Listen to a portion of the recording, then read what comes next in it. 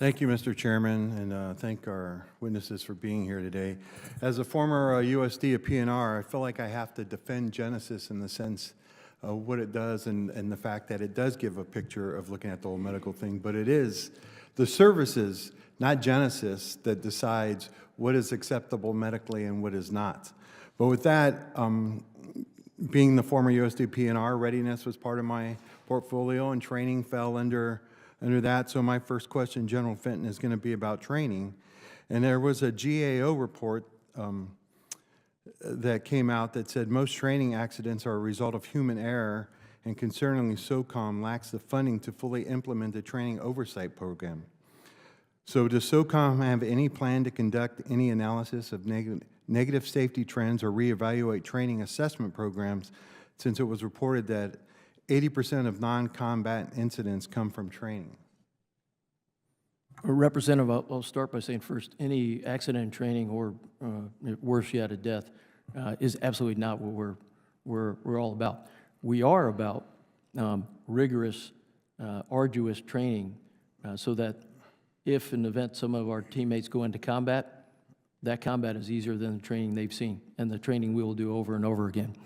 I would take a little bit of umbrage or maybe even dispute with the fact that we don't do continual assessments of the safety at our various training courses. We do. We have a lot of training courses, assessment selection for our Army teammates, Air Force teammates, Marine teammates, Navy teammates, and those are looked at consistently, usually by what I would call an outer cordon of medical safety, very experienced civilian personnel to continue to address that. That's our sacred obligation to the moms and dads that send us their sons and daughters for these kind of standards-based training, and we do that. So I think we're always in that motion. We continually strive to have the very hardest training we can while protecting the teammates that are certainly the national treasure sent to us by this nation. Do you have the funding that you need in order to implement the training oversight programs and ensuring that the safety of the training is at max capacity there?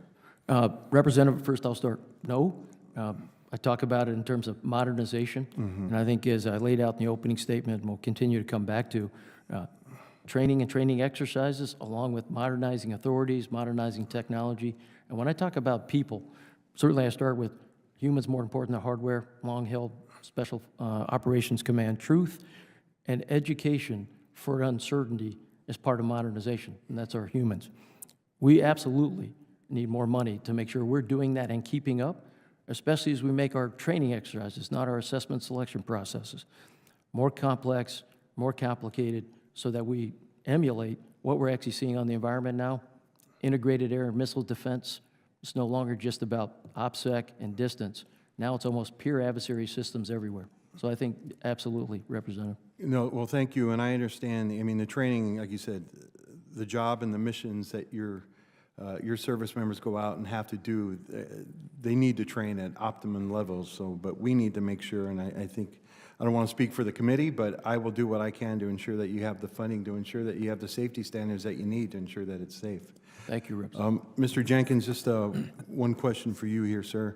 You know, Congress created like the Special Operation Forces there to kind of almost make it like another service, but yet it's not really another service because, you know, you're not in the acting role as a service chief. You're really kind of, I think, at an assistant secretary level there, right? So do you feel that the fact that they've kind of taken this and kind of put it in there and started this off there away from the services, that has kind of had an effect on the funding as to maybe why the services may not be funding this, or it's not getting funded at the level because you're not at an equal level, and yet the services don't have control over this anymore, so they're not putting in the assets that they used to? Perhaps you've landed on some key points there, and we are grateful to Congress that SOLIC exists so that we do have those service-like capabilities. I do wear two hats where I am a service-like advisor to the SecDef, but I'm also a policy advisor. So it's a unique ASD ship, as you said. And so yes, we are constantly keeping our elbow sharp, making sure that we're at the correct tables with our service counterparts, and that as they ponder cuts, we can defend our own equities. and make sure that they understand a cut here in the Army affects Army SOF down here, or a cut in the Navy affects Naval Special Warfare as well. So we certainly are grateful for Congress, the reinforcement that we receive. All right, I yield back. I'm out of time. Thank you, sir.